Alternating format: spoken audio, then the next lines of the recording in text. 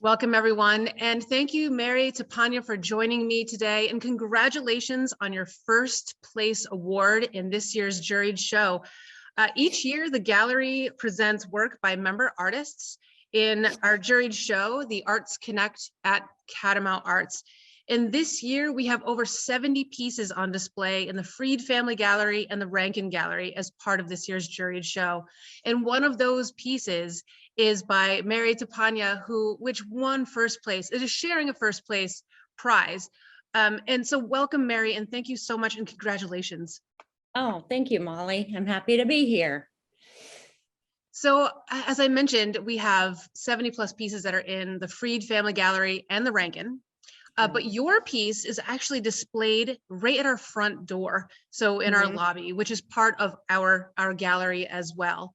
And so your piece called Jesus Free, I wanted to ask you, first off, about the medium itself. So tell us a bit about how the work that you do and yeah, so just give us some background. Yeah, I'm a mosaic artist and I've been playing around with mosaic for close to 30 years now. Yeah, I started just kind of picking up pieces here and there, like literally off the ground, and feeling a need to recycle and pick up trash, basically. But yeah, I just started playing around with more decorative mosaic, and then as with a photography background, I went to art school and have a BFA in photography, but played around with everything, painting and sculpting, and but later just started playing around with mosaic and feel pretty self-taught in the medium. And I feel like the more important pieces that I've done are based upon my photographs. So, for instance, the piece in the show is from one of my photographs. So, yeah. Yeah, so that brings me to a question about your background in art. And it sounds like you have some education and a BFA, but also some self-taught art as well. So tell me a little bit about your background, your professional background in art, and that the difference between what you went to get a degree in and the self-taught piece. Yeah, okay, so I started out in Cincinnati at the University of Cincinnati in a formal, it's the Design, Art, Architecture, and Planning School, DAAP, in graphic design, and was exposed to very regimented drawing and color study and all of that pre-computer era. But one of the fields was photography, and I just kind of took off with photography. And but in that program, we did alternating quarters of where we would co-op at a job in a city, like I did a couple in New York City and one in Colorado. And those job experiences taught me that I did not want to pursue that line of study. And so I was fortunate enough to be able to transfer to the Fine Art School in Cincinnati and studied everything: sculpture, more self-expressive drawing, painting, welding, etc., different color studies, etc. And also my after school job was working for a fine art or a commercial photographer. So I was his printer and assistant. And anywho, that led me, after I graduated, I moved to Portland, Oregon on a crazy whim and did a couple weird odd jobs, but somehow found my way to getting an interview at the newspaper, the Oregonian, and became a photographer at the Oregonian for about 6 years, not staff, but a freelance photographer. But that was a whole education and taught me journalism, which was a whole new chapter. Oh, sorry, my phone's on. Um, and anyway, somehow along that line just started, like I've said, playing with mosaic and picking up oddball pieces. And I kind of remembered seeing some kind of mosaic just that inspired me in a subtle way back in Cincinnati when I lived there. And I just wanted to play with it. And so I just started playing with it and kind of got really excited and found my stride. And one thing just kind of led to another. And I began getting, I guess, recognition and getting like big kind of commission jobs that are kind of all around Portland.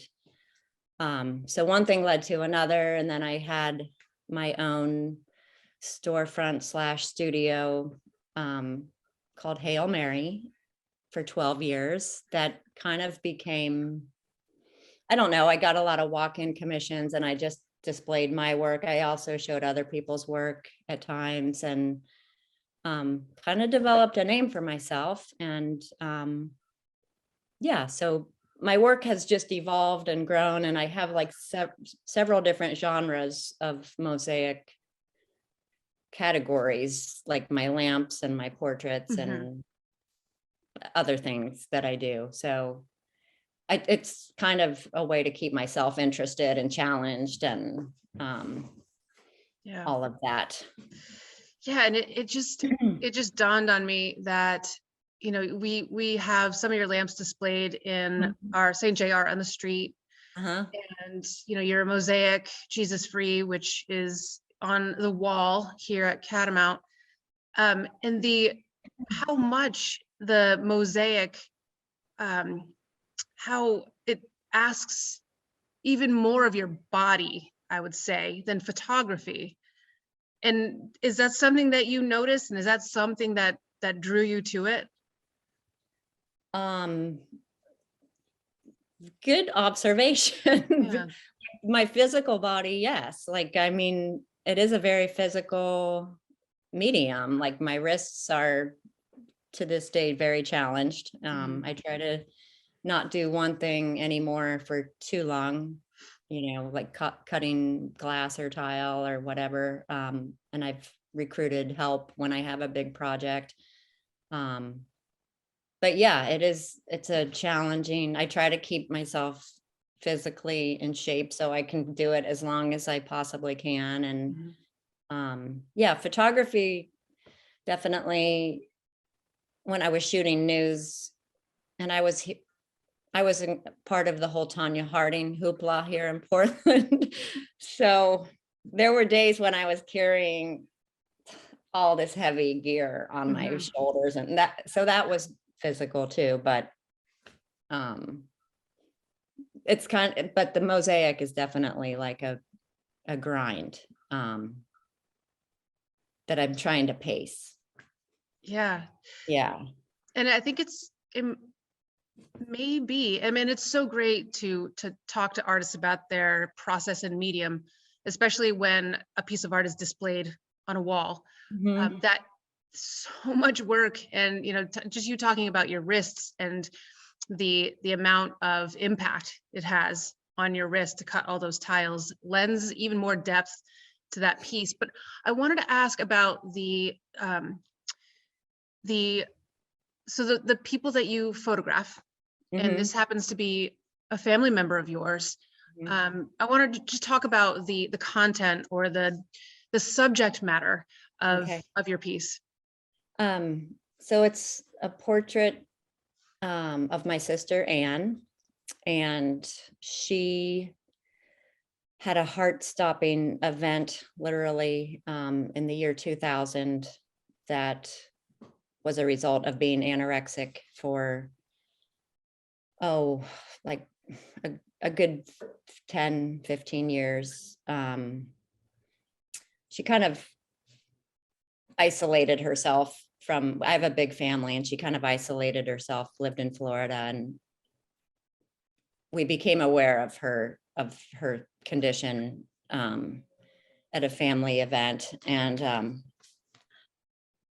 everyone kind of sprung into action, but we weren't really able to help her. And so she had a heart-stopping event on the way to a new job that she was doing for a couple of weeks in. And nobody knew CPR, and she finally got attention. The squad came and helped her. Anyway, she was on life support, and those of us that could got to Florida to be there, and I was there. And we supported my dad's decision to take her off of life support, and she held on, and she was in a coma for a while. And she's still with us. She lives in a nursing home in Ohio. That's where most of my family lives. But her life was drastically changed at that moment. And so back to this piece, this image is from a photo I took of her. She, at times, not as much, I don't think, these days, but they're in the beginning, and she would just get into this hysterical crying and screaming, and you just wouldn't know what to do. And I've always felt it was very understandable, like, asking what the hell has happened to me. That's probably what she's trying to express. But it also could get kind of out of control. And so I just shot a image or a picture of her with my phone to instantly just show her. And with the intention, and it worked, she just started laughing when she saw the picture of herself that upset. But anyway, the photo just is a strong image and exemplifies like what the path that she's been on and where she is now. And so I just felt like it was I've done a couple other pieces of her through this process, and this was the most like recent one. And I just felt it was a strong image, and I just wanted to like put it out there, and I want to somehow subtly tell her story, because I just feel like we weren't able to help her. And it can be a really debilitating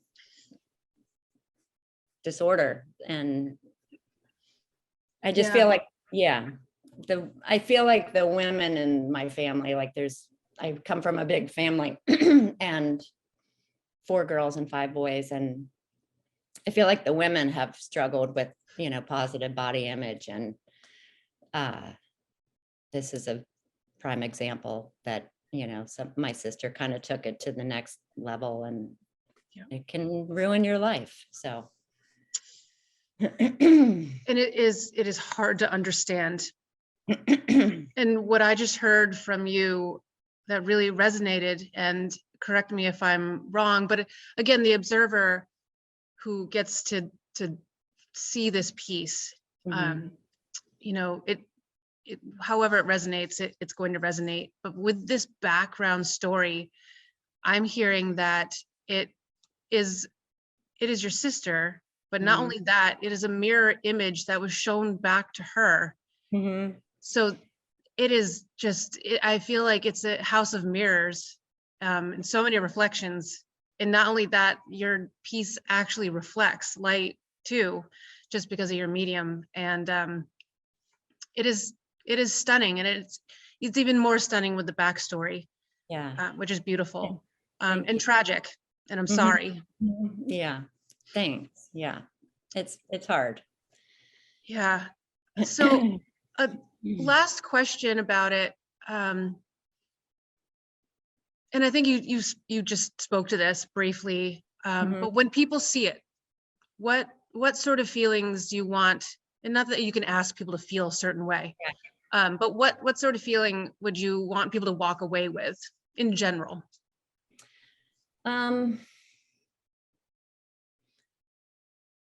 That I don't know, that life isn't always like perfect, and people have rough patches, rough time, you know, there can be a lot of shame and guilt involved that I'm hoping, well, the title of the piece, I want to say, okay, that can be kind of perplexing. Mhm. And I want to just sort of explain where I'm coming from with that. Sometimes I just stick a little choice nugget into the background, and it may or may not become like the title of the piece, depending on how good it is or whatever. But this little Jesus tile that I had, and then I had a sticker on it that says free, and it just found its way into the background of this portrait. It just felt completely right when I did it. And I've come to like interpret that as being kind of a metaphor for being free from the guilt and shame of body image, and just being raised in a very strict Catholic upbringing and going through Catholic school. And like I said before, with like the women in my family struggling with that whole, just our positive body images. And I just want her to be at peace and free from any of those negative feelings. Like she, you know, she deserves to be at peace. And not that it's Jesus free or a higher being free, just, you know, what it sort of symbolizes in our family or how we were raised. So, but yeah, I think I hope that it makes people that view it wonder and have a, you know, there's an impact of some kind that makes them curious to know the story behind it and maybe learn, or it might help them in some way. And I hope to continue like doing more work about her, just to keep kind of telling her story. Yeah. So. Well, it is beautiful, Mary, and I want to Yeah. congratulate you again on your first place award in this year's show. And I want to remind folks that the Juried Show is going to be on display until April 10. And again, the gallery hours are Wednesday through Sunday, 12 p.m. to 9 p.m. And there's nothing like coming in and actually seeing these pieces in person. They are all online, of course, at catamountarts.org, but coming in to see the work is where it really touches you. Yeah. So thanks again, Mary, for joining me. And again, congratulations. Thanks, Molly. My pleasure.